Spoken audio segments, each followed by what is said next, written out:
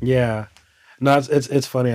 I think just like the other day, just yesterday, I feel like as I've been kind of thinking about how to do my poetry in various type of forms, I was talking to somebody this past weekend and telling him how like I played with the idea of like poetry Christmas caroling, but I think Yeah, I it's just a theory in my head because I'm like I think I'm just too introverted for that now. It's yeah. just like that's a lot, like, and then plus That's a I dope wouldn't know idea. what it looks like and all that, but I Mhm, partially thought about it because there is like a lot of people who like look for stuff during the seasons mhm. artistically, like Right, as a creative and all that. So I'm glad you're already kind of like having things that you kind of mhm. go to with that said. Right, and that would be different too. Like the whole poetry thing. There's a lot of people out here who have a voice and write in that way. So I think that would be perfect for people who don't necessarily have like the resources or know anyone.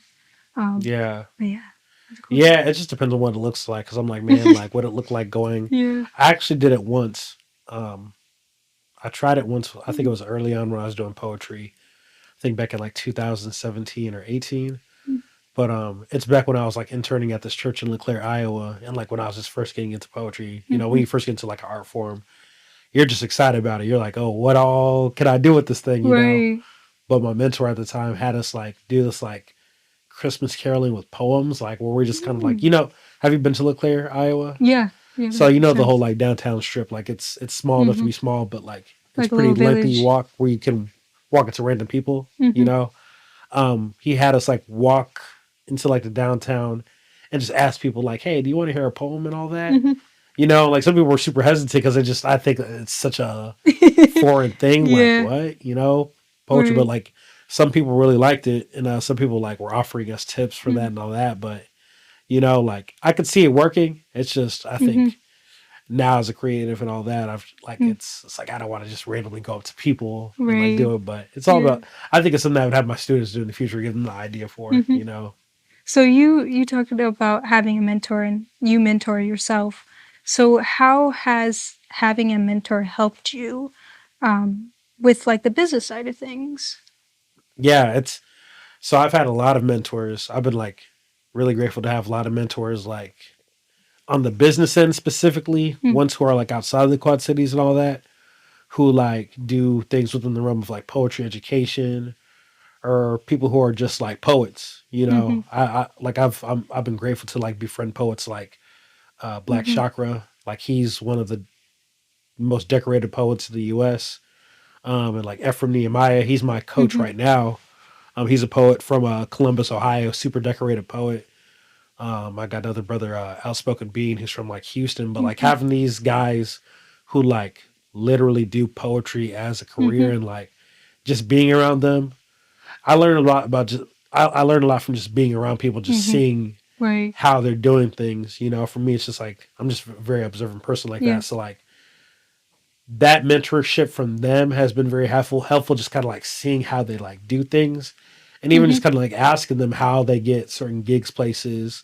You Right. know what that looks like when it's like college campus versus like coffee shop venue, because like coffee Mm-hmm. shop venue looks different from like a university because a university already has money Right. kind of saved for those type of things. You know, so just being around them and seeing how they like do things has been a big help, and just even like taking the time to really intentionally like sit down with Mm-hmm. them, you know, and invest in having time to sit down with them to like learn from them too. You know, like my right now, one of my mentors from Atlanta, Christoph Jenkins is his name. He's one of the CEOs of this platform called Poet Life University, Ooh. which like works with entities internationally when it comes to like poetry education Mm-hmm. or using poetry for like marketing, working with corporations to integrate poetry into their business to make their like maybe sales go up and all that.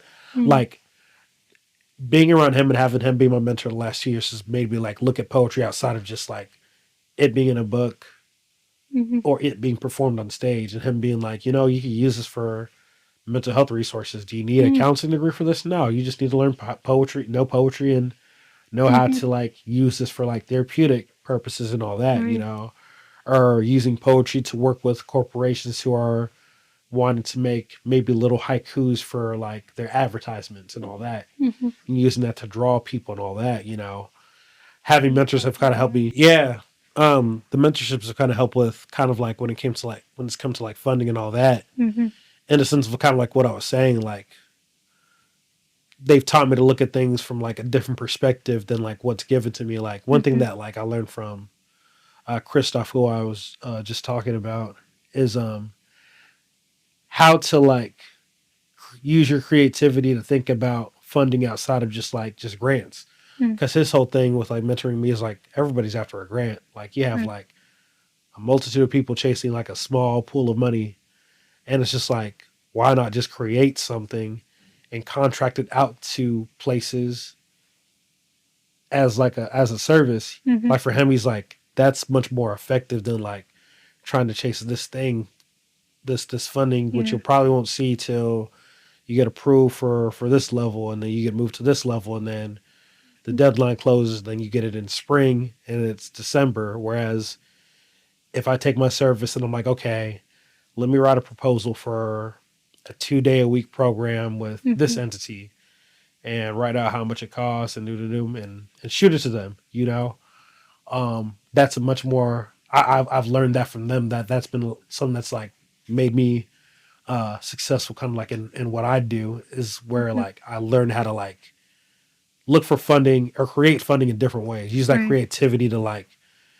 expand what I do, just like on just like pen and pad. But how can I use that creativity to like make something that's not here Mm-hmm. that like entities can get behind, and feel comfortable getting behind because of Yeah. like, Still draws them in. yeah, yeah, So I was so on that mentorship side of things, like I have been fortunate to be around a lot of musicians.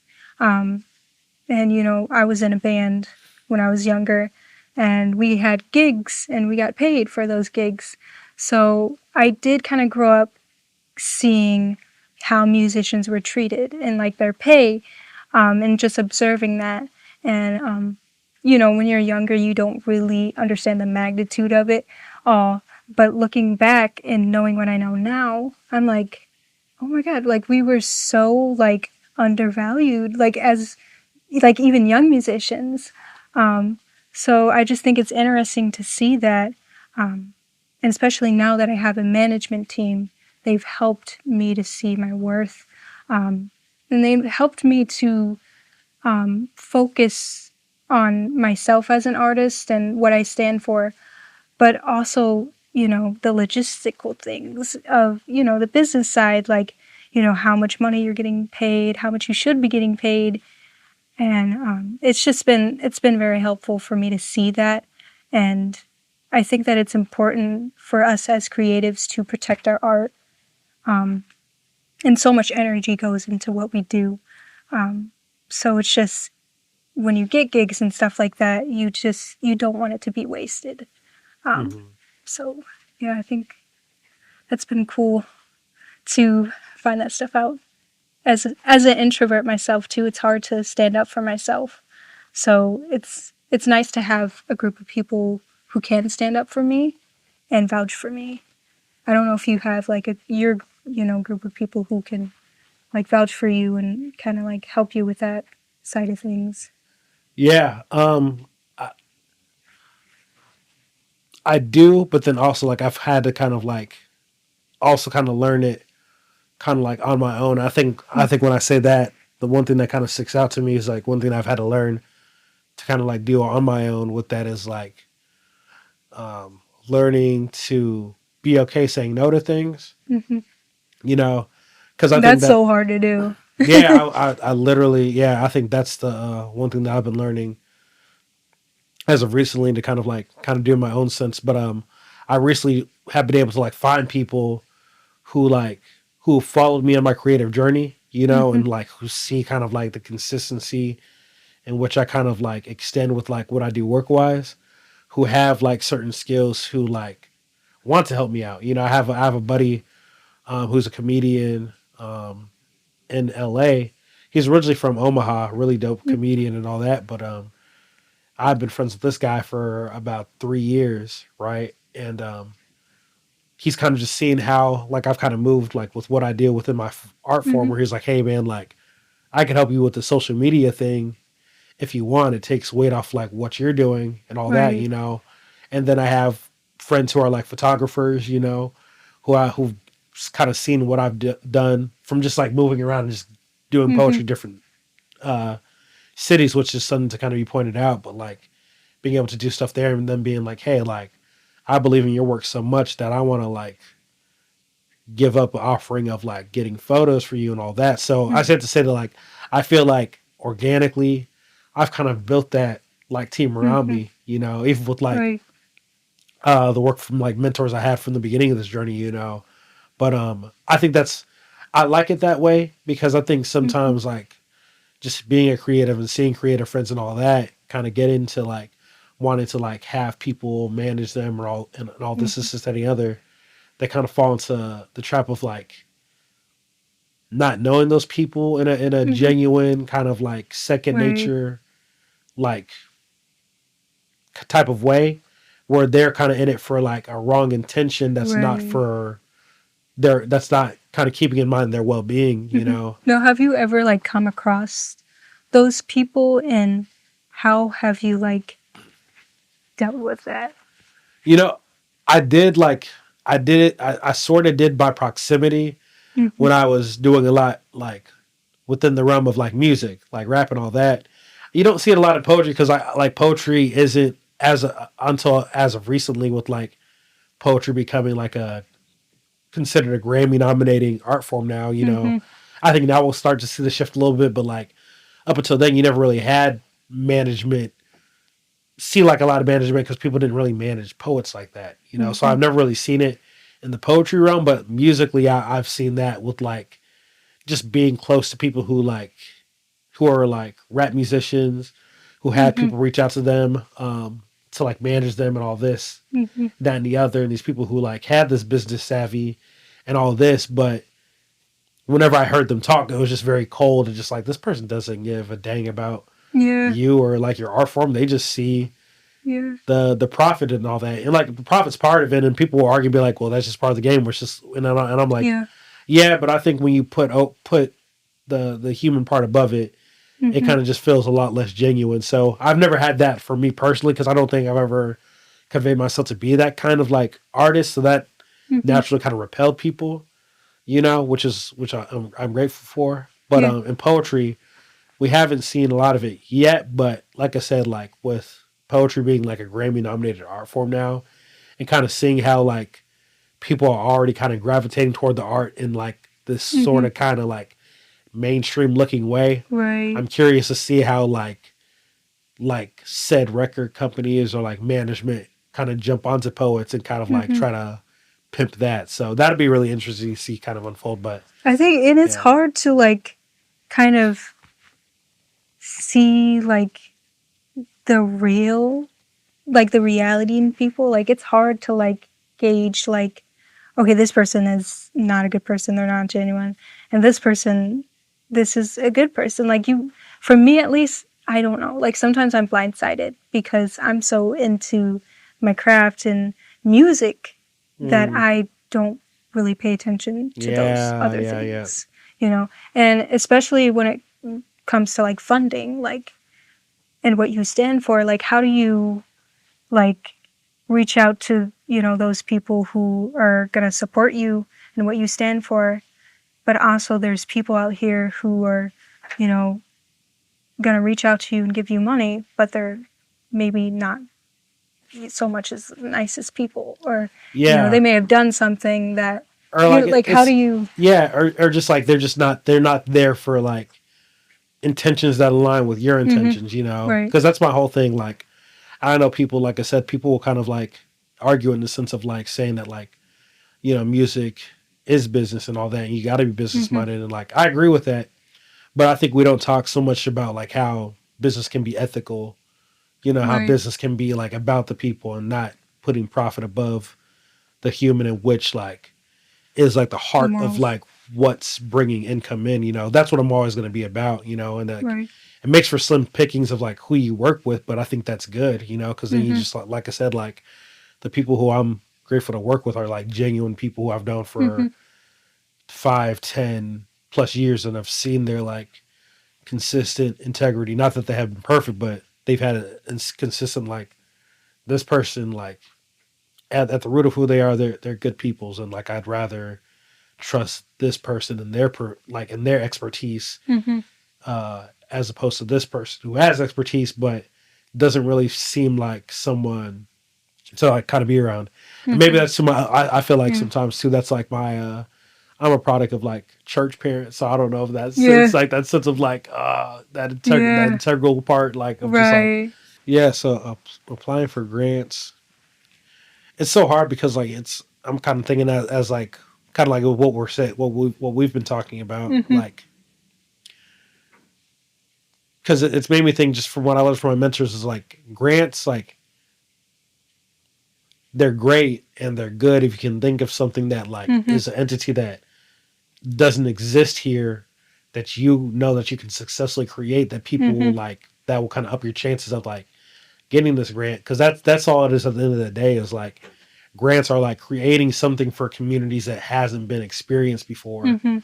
that you know is going to be Right. successful. You know, like there's a lot of like this over here or that over here, but Mm-hmm. how can you make something that's not like this or that that's just as beneficial for communities and all that? You know, so Right. that's pretty much like just knowing that vision, like reading that Yeah. thoroughly. But again, like I was saying earlier, like I'd also like encourage them to use their creativity and think about making Mm-hmm. stuff. You know, because for me, I'm again like I'm a very autonomous person. Like I like having like my autonomy of just like creating something and not Mm-hmm. being dependent on like this thing right here.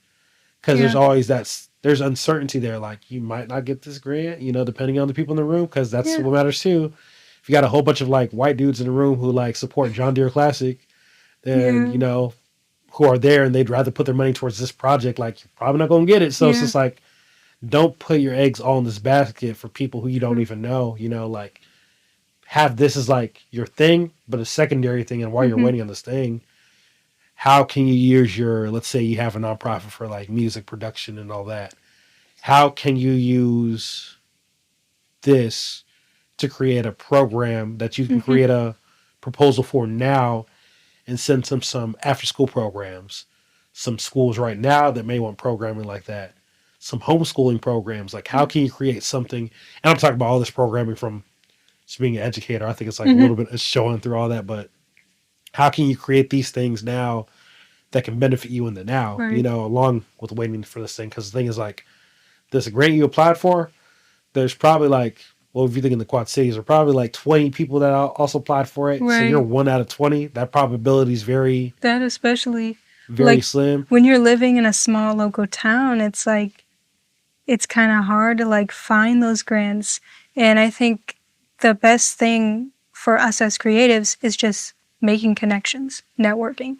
Like those are the spaces where you're gonna find somebody and then, you know, say you meet someone that could lead to another connection. So I think, you know, and it's hard, like, you know, as a creative who's also very introverted, it is hard to get out there and to make those connections.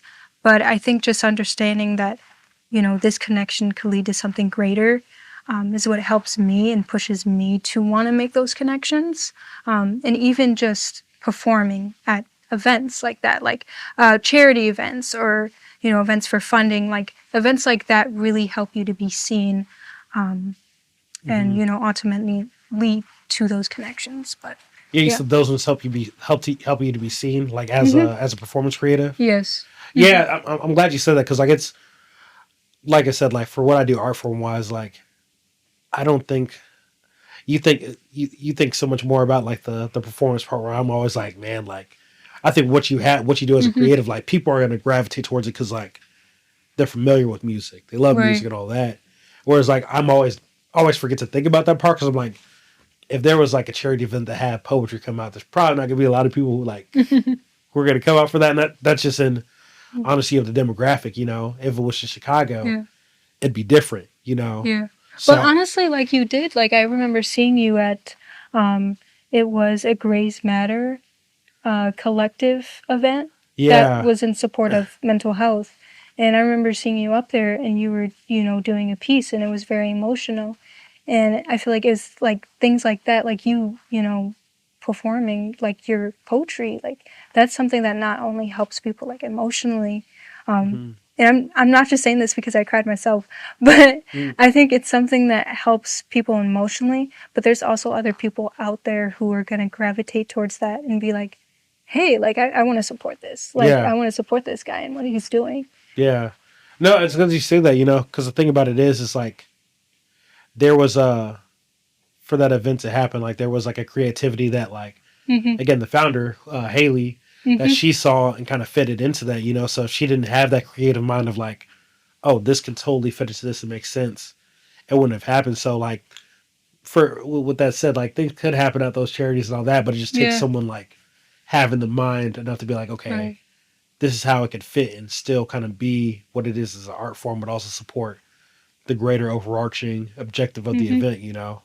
So like thinking about portfolios and all that, like how important has like having a portfolio been like for Mhm. I'm curious, like how important has it been for you and like what do you do? For me, I have been fortunate enough to have a set of people who I trust who have helped me build my portfolio and um, who have helped me to um, see the important things to put in a portfolio. Mm-hmm. And one of the things that I always hate to mention it, but it's an important thing because it's what helps me to get gigs. Is me being on The Voice, the season 20, Mm-hmm. and that's just one of the accomplishments that I've done that has helped me to um, get the gigs and get like the funding because people see my accomplishments. So I think as creative, you kind of have to really embark on those things that you have done, and as a humble person, it's hard to kind of do that because it's like I don't want to dwell so much on that. You know what I mean? I think that I'm so much more than those things, but at the end of the day, it is something that's important and it's something that you should be proud of as well. Yeah, so who do you usually send like your portfolios out to? Like let's say there's like Hmm. you got this portfolio, you got to send that to like five people. What do those five Yeah. people, those entities look like? Who are those people? Um, Usually those people are just um, people who run like venues and um, mostly organizations, local organizations we have here. Yeah, just mainly people who are um, organizers of a certain establishment or venue. Hmm. And is so like when you have like let's say you got this certain organization that like has this like theme that they're aiming for and all that. Do you like Hmm. is that important for you too? Like being able to like make sure your art is like in juxtaposition Hmm. to like their theme and all that. Um, yeah, yeah, those things are very important for me because um, I am a musician who, I have a lot of different musical influences. So, if somebody wants a certain style or genre, those things don't bother me too much because um, that's something that I gravitate towards. I gravitate towards different kinds of music, but it is important for me to kind of fit what they want because I can be a people pleaser. So I want them, to like what I'm playing. So of course I'm gonna try to follow, those guidelines and what they want. Yeah. No, that's super interesting because I feel like so I don't know like if like how it looks format wise for you like the portfolios and all that. But with what I do like poetry wise like literally all it is like my portfolio is like my is YouTube. Hmm. That's Yeah. literally what like, people can like look for like if there's an event that like is like a mental health conference and all Hmm. that. Um, I would well I don't reach out to them anymore because I don't have to do that part anymore. But in the past I would reach out to them and tell them how like I noticed their event and it talks about mental health and I'm like I'm a poet who does this and here's three poems about mental health that I did. So it's cool to like be able to like my portfolio is kind of just again it's just like it's easy where like you have something written up obviously because Yeah. like there's a lot of things I want them to because again you want to stand out Mm-hmm. and not just be this random person who's just like the other Yeah. millions of people who have YouTube videos. It's like, Mm-hmm. okay, like, Like, who how are can you you? make it interesting? Yeah, Uh, yeah. So I always set up like this write up of like who I am, my bio, the awards I've gained over the last 10 years, where I've been, and all that. But then having those video parts is like that's really kind of like the icing on top of the cake that they're looking for, you know? Because like it's I think the bio when we reaching out to a college, like I don't think they're as concerned about yeah. the visual as more as like what you offer as like a human being and what you Right. do. But then venues is the other way around where they're like, Yeah. okay, we kind of care about this bio. Okay, we care about the bio, but will Yeah. you bring a show here because that's what we're here for and all that. So for me, the portfolio it just looks different depending on like who I'm reaching out Mm-hmm. to. Kind of like you said, like when you reach out to venues and like organizations, it just looks different. Mm-hmm. Yeah, and format wise for me, um, mine is kind of it's like a website, and then it does say like I have like a short bio, just saying like what I have to offer, um, and the voices on it, and then I have like a few like different pictures to kind of show like my versatility as an artist, Mm-hmm. um, and like while we're on like that subject matter, like how do you like find people to like do like pictures for you and like like how do you set up those things? Yeah, like I said, well, what I used to do before I had a person who like does photography and all that, um, I would just like look around me and like see who does photos and all that and what fits my aesthetic. Mm-hmm. Because I think that that's the part that matters too. Like I just don't want to do photos with somebody who can do photos well, but like if you don't understand the aesthetic, Yeah. it's like one of those things. Again, like gravitating like people towards myself who like know my aesthetic enough. It's just like if you don't know the aesthetic that I look for, it's just like the pictures are going to come out like Yeah. to me they can come out great in quality, but it's just like it But it isn't me won't come though. out the way you intended. Hmm. Yeah.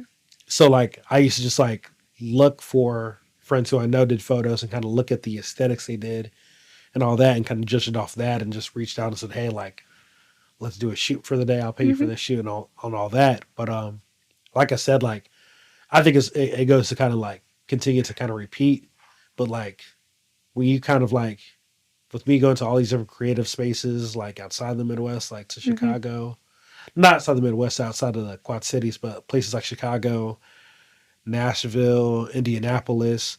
Like I meet people who like resonate with my art so much that they're just like, hey, like we want you to do a Right. video with us tomorrow, and like it's all on us, or hey, we want you to do a shoot with us next time you're down here.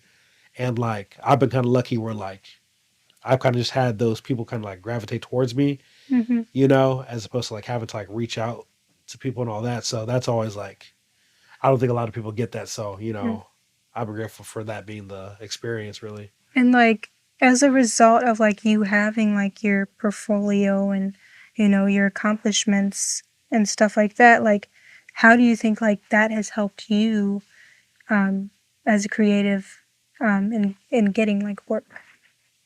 Yeah, it just kind of makes it kind of makes like we've been saying kind of this whole time. It makes me stand out, you know, Mm-hmm. like being someone who like in the poetry realm has been on um, Right About Now's platform in Houston, who's been on Button Poetry, which like both are very well known entities like Mm-hmm. within the poetry world. Recently was on Voices of Power as well, which is another really well known entity. It's like just having those things and also just mentioning the people that like you collaborate with too. Mm-hmm. Like, because for me, it's like even though I have people who are like supporters of me in Chicago, not everybody knows who I am in Chicago. Mm-hmm. But if I mention, hey, I've collaborated with Geronimo Speaks Mm-hmm. or Hood Rays, they're like, oh, we know them though. So like, if you're collaborating with them, Mm-hmm. you must. It's like by proximity, you Right. must be good at what you do. Mind you, I am good at what I do, but it's just like having that part to kind of help with Yeah. that though. You know, just like having that portfolio, it's just helped like being able to show that like I stand out from Mm-hmm. this poet because of this, that, and the other, Right. or I stand out from this group because of this, that, and the other, and like because at the end of the day, that's what people kind of look like. They look at like where you've been and what kind of like Mhm. validates, your expertise in what you do, and that's by the awards you get that people know, the mentioning of poets that people may know as well. Mhm. If it's not Black Chakra, Dr. Matabuti, who's one of the four founders of the Black arts movement in the 1960s. People who don't Mhm. know the Black Chakras know him, so it's like Right. just having those names and being able to collaborate with them has helped a lot to be able to put that in my Mhm. portfolio, because that's what kind of draws the people's eye of like, okay, Right. this guy piques an interest. Oh yeah. Um, and I know you talked about like how poetry is branching out more, and there's more people who are getting interested in it. And I'm just thinking about like in contrast with the music world and how there's so many people who are doing music. And for me at least, I find it very hard to compete because um, there are a lot of like artists who are doing a lot of things right now, and who are on TikTok and social media. And for me, at least, that is a little hard to be seen because I'm not the most like internet savvy. Um, Oh yeah. so I'm just curious, like, what has it been like for you? Has it been like very competitive or like, like easygoing as far as like the social media side of things? And The social media side, like it's gone well because of like I've had to consistently like be on there for like 10 years and all that, and kind of like hmm doing things from like organic standpoint, like I'm always I think nowadays this wasn't always the case in the past of like my 10 years of doing poetry, but like nowadays I'm a lot more intentional about what I am like posting, like when it comes to like what I'm doing, making sure people know where I'm at, what I'm doing and all that. But that's kind of been a thing that I've had to build by consistency, because I've never really been a hmm person who was like, okay, I'm trying to make the next viral post, so I'm going to put right, like like I'm the same 50 way. bucks or $100 behind this post, and like that's a good thing to have, but it's just never been like my big focus and all that, hmm because like which I like, because now after doing this for 10 years and kind of working social media by trial and error like I have been the last 10 years, I built like solid supporters who have been hmm there not by way of like me buying an advertisement or me hmm doing this, that it's because they've seen me in some kind of capacity, having Right. interacted with me in some kind of capacity, that I was like left good lasting impressions, hmm that people who I've never met. I got a friend right now who's all the way in Canada who I've never met, but like he saw my work in 2020, has always been like a crazy big supporter behind like Yeah. closed doors, honestly, which is kind of funny, now that I think about it. But like I think just kind of like figuring it out on a grassroots level and just being like authentic has Yeah. been my biggest thing that kind of just helped me like when it came to like social media stuff and all that. Cause like for me, like I'm like I feel like I'm old school in that like I'm hmm always I just lost my train of thought. Old school. Yeah. In the internet world. Yeah, like I'm old school in the sense of like I like going to places like physically, Mm. because I think like, Yeah. yeah, like I said, you should work social media and all that, but if I can be in front of somebody in person and do what I do, Mm. that's going to speak volumes. Yeah. Like I can only translate so much by like a video that you're going to watch maybe over and over and over, which is Yeah. great. But like when I'm in front of you, That you has know, way more of an impact. yeah, because they're like seeing you, they're feeling your energy in person, and they can hmm feel that you're genuine. Because you can't really feel a person's genuineness from just like virtual means and all that. Yeah. So I feel like I utilize that one more than I do the social media, but I've kind of made both kinds work for me, and like hmm in a way that's organic, and Yeah. and I like it that way. And that's good too. Like people are wanting to see genuine and like real things now. Like they don't really want to see anything fake, and I'm starting to like notice that as like I'm going through social media. Like people gravitate towards people who are authentically themselves. You know what I mean? So I Yeah, think it's hard because like I keep to myself. So for me at least, it's a challenge to yeah, show people the real me. And I think it's sometimes it's for fear of being judged or, you know, them not liking me. And, you know, those are just like a few like the challenges like I think a lot of people might face when it comes to, you know, being on social media and like showing themselves.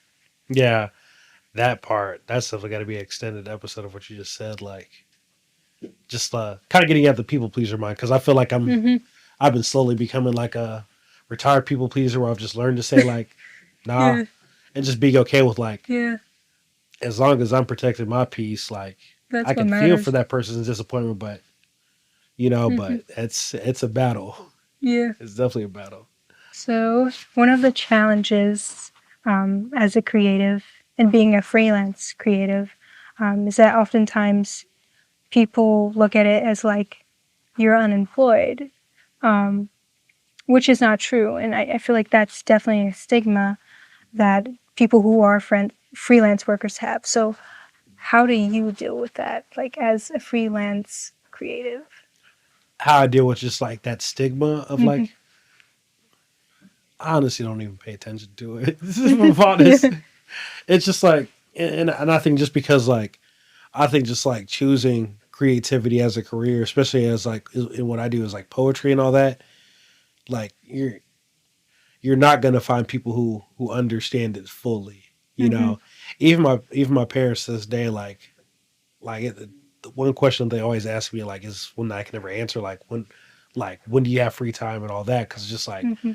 I don't think you understand the space where like I don't really have like a free time, but like you can't really Hmm. explain that to somebody who grew up with like, okay, life is pretty much like this. You go to school in Hmm. elementary, you go to school in junior high, you go to school in high school, you go to college, you get your bachelor's or maybe your master's and all this, and then you find a job to work under somebody. You Hmm. know, for people like that, they can't fathom like But there's something else other yeah, than that that. there's something else. You know, because again, like and I don't say that as like a slight to anybody because like again, it's like we're a product of like the Quad City is like an Hmm. industrial Rust Belt built society Yeah. that focuses on like working with your hands and like being a teacher and like doing that. Whereas like a career that's outside of their norm, Hmm. they'll never really understand it. So like for me, it's I don't know, it's never really bothered me because I just Yeah. you know it's just like It's just like an everyday thing, you know, like yeah, you're just used to it. How do you like navigate? You were talking about how like, especially in the Quad Cities, like people are very like narrow-minded with that, you know, like having a job, a 9 to 5. So for you, like, how do you navigate that, like here? like finding work wise or Hmm. just like yeah, like I said, like here, like if it's not like educational based, like what I do, like with my nonprofit organization and all that, Hmm. you're not gonna find like poetry gigs in the Quad Cities because like it wasn't built on that, you Mm. know. Not saying that there aren't entities that will pay, but those entities are very slim. Mm. There's like two of them, and one out of two of those things are the thing that I created, and I can tell you we don't got funding like that, Hmm. But like for me, it's just kind of made it where like um I don't do a lot of like work within the Quad Cities with what I do poetry wise because I think like at this point in my career, um, with the 10 years of like doing art has kind of just been like this building and practicing and all this where like nowadays like it isn't just for the money when it comes to like let's say like if a space in the Quad Cities offered me to this much to do this event, like I now kind of gauge it on like how well will this cult like well are they prepared to receive this though because like Yeah. if I'm doing poetry at a space and I know people are going to talk over me, I can't fully do my art in that kind of space. So it's like it's almost not worth the money. So like for Yeah. me, like I'll do like special events in the Quad Cities, like maybe like for Martin Luther King Day, for maybe Black History Month and stuff like that. But like when it Hmm. comes to like poetry gigs, I'm going to places like Chicago or like at St. Louis or like when I can Houston, Texas, and all Hmm. that, because that's where I can Yeah. find like those poetry gigs. But education wise, I've been able to kind of like work because again, like when people don't understand poetry, they understand how Mhm. important it is for kids to understand poetry for the sense of like reading, writing development, mental Mhm. wellness, and having something to do after school. You know, And you went to school for that, right? yeah. I got my degree in education. I'm actually Mm. going for my master's. I was going to keep that like a secret thing, but now Oh. people know. Boom. Now I'm going for my Yeah. master's in creative writing And how has that right helped you now. just like having that education? Because I know, like for me at least, I see having like a bachelor's degree as kind of like a fallback or like a plan B. Um, but I like that's like what I thought of like going into college at first. But now, as I'm getting older, I'm realizing how useful, having just that college experience can be for me as a creative and for me, like seeking business and Yeah, maybe thinking about being a freelance creative. yeah, So, like, how's that like helped you? yeah. It's definitely helped me in the sense of like with what I do as an educator now. Like, it's helped me understand structure really well, and just like understanding like working with poetry and working with kids. Like, you have after school programs and all that. And there's a difference between having an after school program that's ran and facilitated by someone who never went to school for education and doesn't know kids on Mm-hmm. like a psychological level Right. or like a social conditioning level, and so they don't know how to like come at certain things in certain ways that can like make or break a program. Mm-hmm. Whereas me, because I went to school, like I understand like the importance of like having like structure to my events and not just Mm-hmm. being structure to my after school programming or in school programming, and not just having it be a thing where like we're just making it just a cool thing, but a thing where I'm like, okay, Mm-hmm. because I went to school for this, I want to structure this in a way where like it doesn't feel like school, but they're Yeah. leaving with the same kind of thing that they would leave as if going to school, but in a lot more of a said fun context. You know, Mm-hmm. school has helped with that. Just kind of like making me understand structure. You know, how to craft like a lesson plan, how to critique myself as an educator, and all Mm-hmm. that. It's definitely helped with those parts. It's definitely not a plan B fall on because I personally it's hard for me to see myself like work as like a like traditional school teacher, Yeah, full you know, because time. that's just not my. It's just never been the space where I've been Yeah. comfortable in operating. There's teachers who do an amazing job at it, but Right.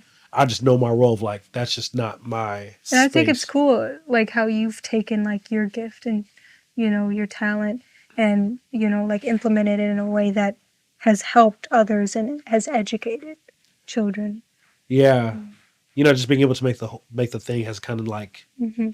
been the difficult part, and that just like making it, but yeah, Mm-hmm. making the thing's been the difficult part, but. Oh, yeah. I definitely think that like there's so many like different types of like freelance like workers and especially influencers like. Yeah. What does freelance look for like for like outside of just are there things outside of just being like a musician that like comes with kind of like what you do like freelance wise and all Hmm. that? Like what are those things? I guess I'm like curious. Um, as far as like what it looks like as like from a musician standpoint. Yeah, like is there so like Mm. you have obviously like as a freelance creative like you Hmm. make yourself available to Right. do stuff in venues and at Hmm. organizations and all that. Is there anything else that like you have like service wise like as a Hmm. freelance that you like kind of offer and all that? I do like to help people. I've been able to like give lessons. Hmm. I think I've found a lot of like value in doing that, and I think I've like even surprised myself of the things that I can do and how I can influence somebody so much in that way. And so just being able to teach someone um, like everything that I know and being able to pass that down, I think has helped me to feel like I have some value in a Yeah. sense. Um, but I've realized that I am good with working with other people, and that's something that I use to my advantage when it comes to that type of work. Hmm.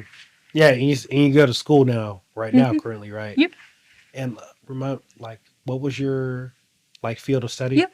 My field of study is psychology Okay. and minor in religion. Both of Hmm, those things I feel interesting. like kind of intersect because they do Yeah, deal that's with interesting. people. And for psychology, I just find it very interesting, like observing people. Like I've always Mm-hmm. been an observer, Mm-hmm. and it's nice how that ties into music and how you can make people feel certain things and Mm-hmm. tug at certain, feelings. So for me, I see psychology as a way of helping me with conveying certain messages in my Mm-hmm. music. That's super interesting because like I went to school for I double majored in psych and sociology at at Western for that same reason because psychology was like for me it was like understanding the human, but then Mm-hmm. sociology was like understanding the environment around the human. Right. But I feel like that's kind of influenced like how I create and It all that. does. Just kind of like having kind of those things in mind and talking Mm-hmm. about like those kind of narratives. So that's actually kind of that's cool. That's cool. That's here. You're going to school for that. So how do you ever envision how those facets, those fields of studies can kind of be interwoven with what you Mm-hmm. do now? And if so, like I'm Mm-hmm. curious as to like how do you see those things kind of intersecting Mm. like later in your life? Yeah. I do see me using like psychology as a way of helping other people. I don't know what way yet.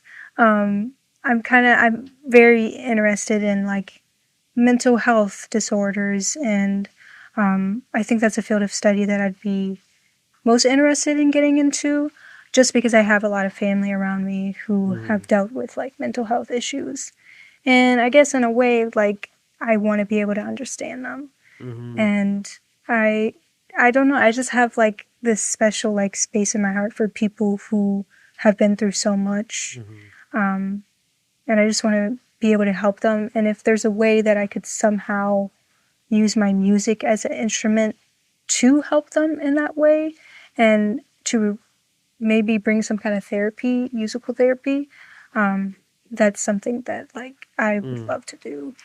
Yeah. And like doing on your own, like making your own kind of practice out of it and Right. all that. Mm-hmm. That'd be no. That's yeah. I was asking because again, like I think you guys kind of goes to show like with even your mind kind of working in that way, like how in the creative world it's like we kind of use our degrees to kind of make our own thing out of Mm-hmm. what we went to school for, not just say like okay I went to school for this so I got to go for this. Right. It's like we Like can there's create so our own many thing. different Yeah. possibilities, you don't want to limit yourself, Hmm. especially as a creative. Yeah. No, I think it's dope. I think Mm-hmm. it's dope. Mm-hmm. All right. Okay. So before I got with a management team and, had help with setting my rates, um, I was just saying yes to everything. People, there would be like close people to me who'd ask me, if I wanted to do a gig, of course I would say yes. And there really wouldn't be any kind of like set rate I would give them. It would just be like, okay, whatever they give me is whatever I'm gonna get. So Mm-hmm. now, like having a management team has really helped me with setting those rates. And I've noticed a change in doing business with people. I've noticed that now, okay, they see me as not just like a musician, but also as like a business person, like who's trying to, make a living. And I've noticed that people are more willing to give more once they see how much you're worth, and they see that, okay, I have something set up, I have a website set up, I have all these things in place. And it's been interesting. I have faced some challenges with that as well, with people who are used to just going through me and like asking me, hey, can you do this? You know what I mean? Mm-hmm. Um, and those are challenges that are hard, because it's like I don't want to let you down, but also I have a website, I have booking information that you need to go through. So yeah, it has been kind of hard to um, set um, that I'm being professional. I'm trying, but yeah, like I don't know if you have some challenges with that, and trying to let people know you're professional, and especially people who know you and want you to do something for them. Mm-hmm. Do we have time? Yeah. No. Yeah, I think like kind of like you, like I've kind of like I said, like I feel like I've found myself in this last year, this last 2 years, kind of like breaking out of that like people pleaser thing because like the Hmm. last 8 years has kind of been me like doing stuff for everybody else, just out of kind of like as a person, I'm a person who wants to see people kind of like thrive, Right. even even more so than myself. Just like if I Hmm. can make people good, cool. But like I think I've realized the last 2 years is like I've built up a reputation, and I have to like now be in a space of like protecting my energy to like do what I need to do as a creative. So like I can't say yes to this thing over here or this thing over here, and even just like with meetings, just like I can't really meet with you. Like I've had people who I've had to turn down, Hmm. and in the sense of like, hey, like I have this idea and I think it would work well together. It's just like, okay, well, come to our open mic and I'll see you there and talk to you. But probably, but I have to do those things to like stay focused, Right. um, and kind of what I do. That's important over everything because if I can't focus on what I'm doing, the creativity doesn't happen. But rate wise, I've kind of just built my rates off of just kind of like the things that I not just accomplished, but like the things that the certain trainings that I've gone under. Hmm. Like it's kind of like with a regular job where you take a certain training at work Yeah. and you complete that training, get your certificate, you get like a certain boost in Yeah. pay and all that. So for me, when I've done these workshops with Black Chakra, have done these Hmm. 3 month coaching seminars with Ephraim Nehemiah, and just kind of like being in these workshops from like really well known poets, it's like, okay, they gave me a skill that makes me a lot more, sharp at what I do. And because of that, Hmm. my quality is kind of like went up. So with that quality that's went up, my price has to go up. So it's always increasing depending on kind of Hmm. like the things that I kind of learn that kind of make me a better creative, as a poet or a writer, but and also as an educator, so. And it also ties into like your years of experience. Like you're Hmm. getting paid for like all the work that you've put in. And that's the thing too. It's just like the work's being paid for, like the 10 years of work. Hmm. That's when I'm getting booked for something. You're paying for all the work that's made this thing Right. what it is. So yeah. So for how does networking look like for Yeah. you with like collaborating with different Yeah. creatives and all that? So networking for me is usually happens from maybe I run into somebody, or it sometimes it can happen organically where one connection leads to another, and other times it happens through like social media. Somebody will contact me and be like, hey, you want to get on this song or something like that.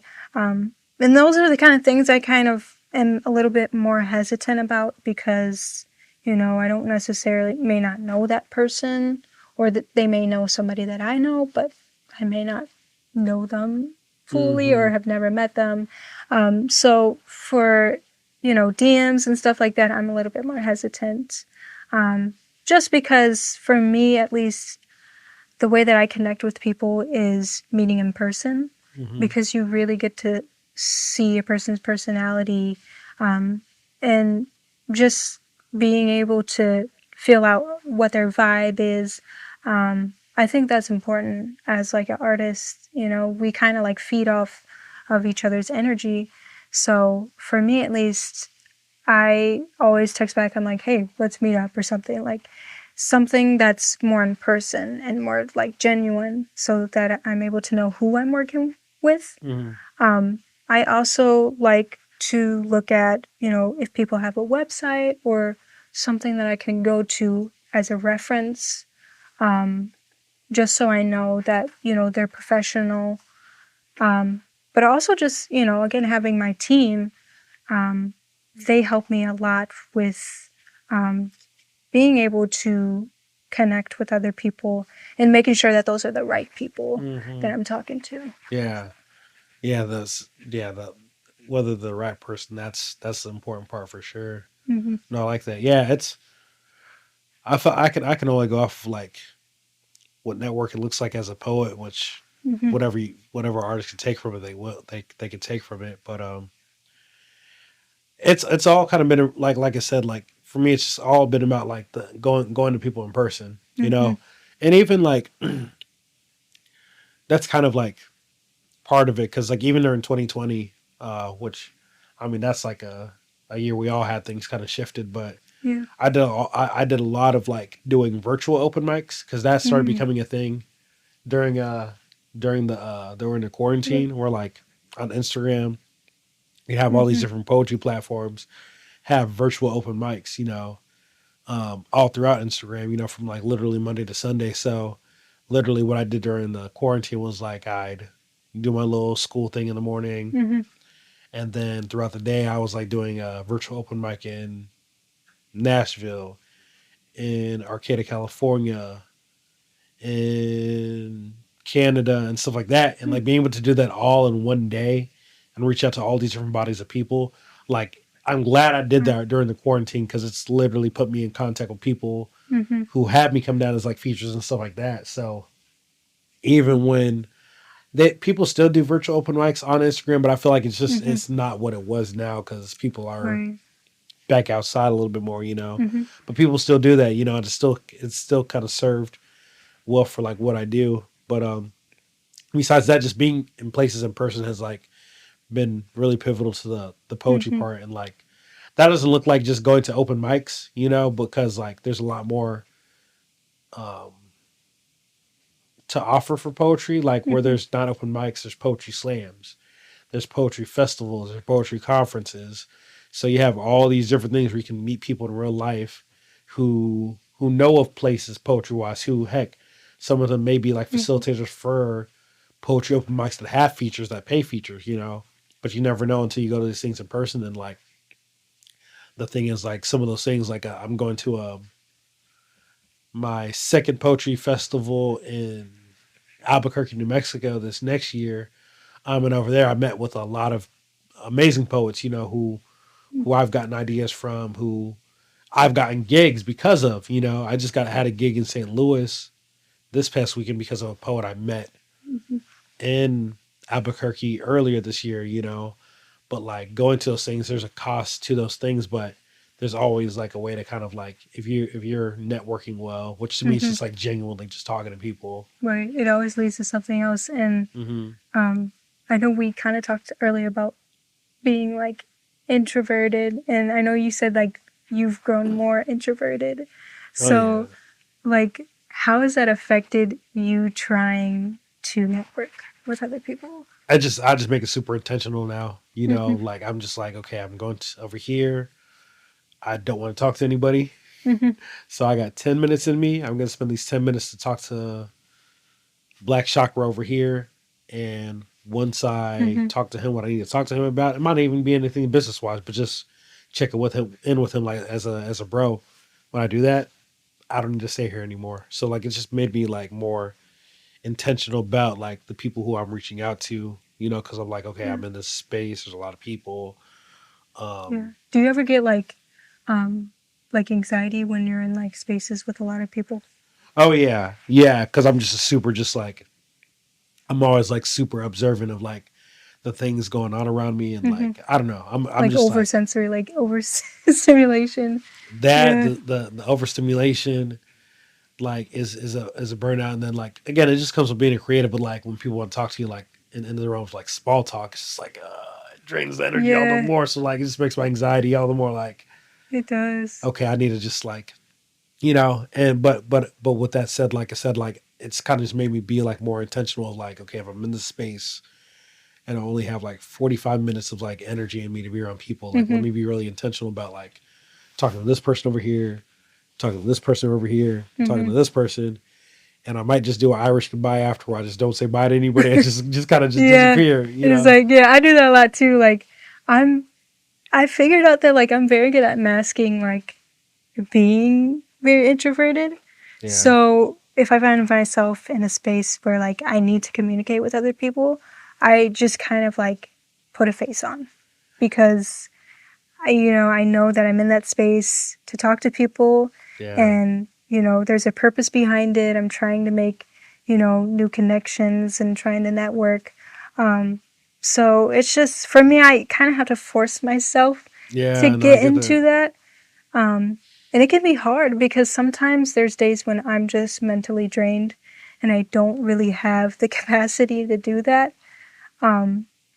But sometimes I just mask, and I look at it as a similar way when I'm performing. Sometimes when I'm performing, like I'm putting on a show, or I'm performing out to people, and I see it as no different than that. Mm-hmm. And in my artistry, that's a way that I can really open up and Mm-hmm. be creative. So I think it's a similar way when it comes to that. It's just harder. It's Yeah. it's way harder. Yeah, no, it's we were talking about this off camera, but like, yeah, like the whole masking thing. I think for me, like it gets exhausting because I feel like I feel like in my head, I think, no, I'm not gonna lie, I don't do a good job of masking. I just know, Yeah, and it's I'm just like, hard. yo, I'm tired. I'm sorry.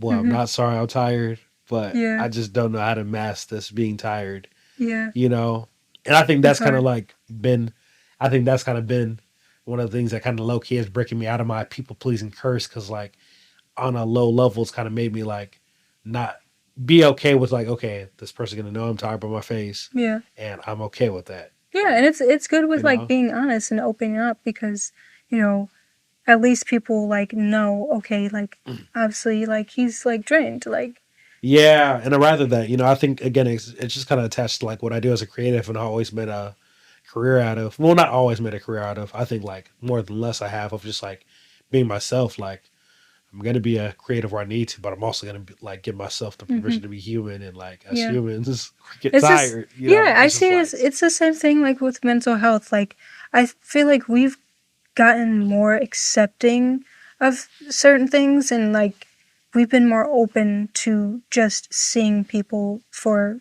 everything that they are, like their mental issues and everything like that. So I think it kind of ties into that of just like being real and being honest with yourself and others Mhm. with how you're feeling. Yeah, yeah. It's like I value the spaces as a creative in which I can do that, Hmm. and kind of like it not being taken like personally and all that. So yeah, like as a creative, like I said, like it's just maybe more intentional to the point where like you know just a couple. I think it was last month. My brother Black Chakra from Baltimore, he did a show in St. Louis, Hmm. so I drove to St. Louis to go see him, and like to me, Black Shark was just like he's just a colleague. So for me, I'm like, well, he was someone who mentored Hmm. me, who I'm like, this is like a bro now and all that. Whereas other people, they're like starstruck by him. Where like Hmm. after his Airbnb was like full of people who were just like talking to him and just like in awe, and I'm Yeah. like, yeah, man, like I talked like I need to with you, man. I'll see you later.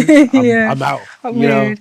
because just like yeah, the energy, like it's you got to be intentional about. I think as an introvert, I just Hmm. learned that I got to be intentional about the energy I give to certain Yeah. things, and move in a way where like I'm Yeah. intentional about those moves. I kind of like sometimes, I shouldn't say I hate it sometimes, but like it does take away. I think because of that, I'm always looking at every social means is like, okay, this is just work. So I got to figure out how to Yeah. like work in this space where like it's hard for me to like be in social spaces and it not feeling like Yeah. work, I guess. I don't know. That's good. You Yeah. know.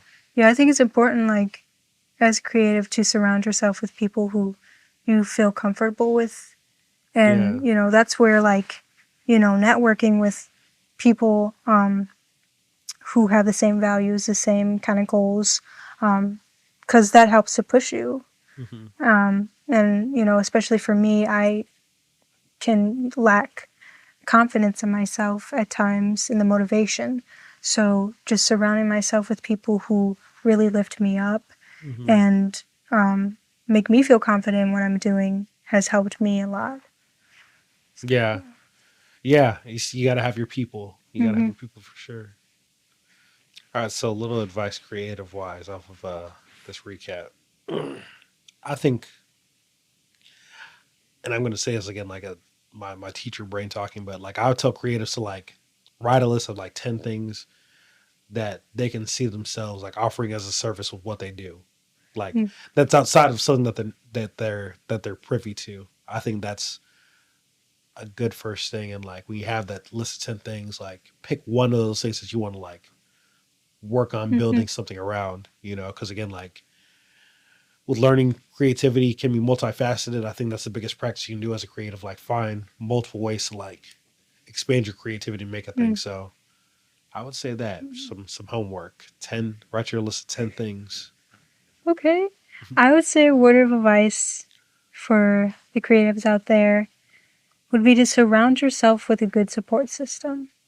When you have a good support system, that helps you a lot with being able to do what you want to do, but still, having things in place Hmm. um, that help others to know what you're about, what your creativity is about.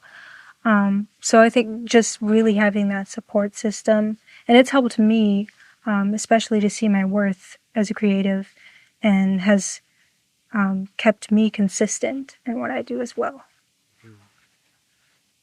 Yeah, most definitely. So thank y'all for tuning in to this episode of the CEI podcast.